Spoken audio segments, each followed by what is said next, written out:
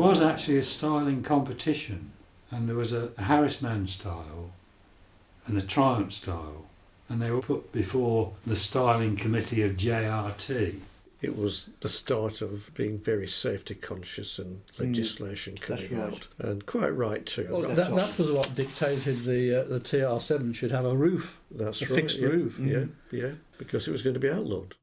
We had to check CO and hydrocarbons and adjust the vehicles to be within limits, what we called a sniff test, and then that had to be certified on the bill sheet, which went to America.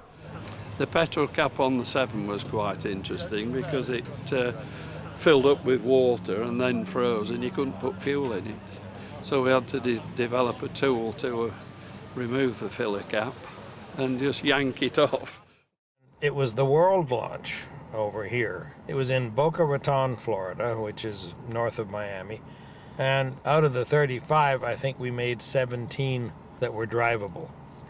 Some of his homologation engineers had said to John, you know, these American regulations about penetration of the roof panel only applies if it's a hard roof. If it's a canvas roof, it doesn't apply.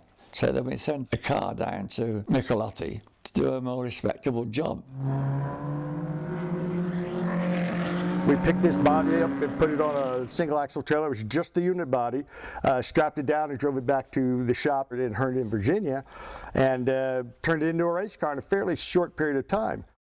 Well, the car itself had some aerodynamic problems, but we took it to the wind tunnel down at Lockheed in Marietta, Georgia, and tested it in the wind tunnel for a while.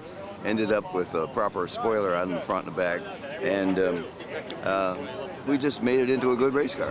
They were getting rid of C Productions, so they moved us up to GT1 and let us go from the 3.5 liter motor to a 4 liter motor.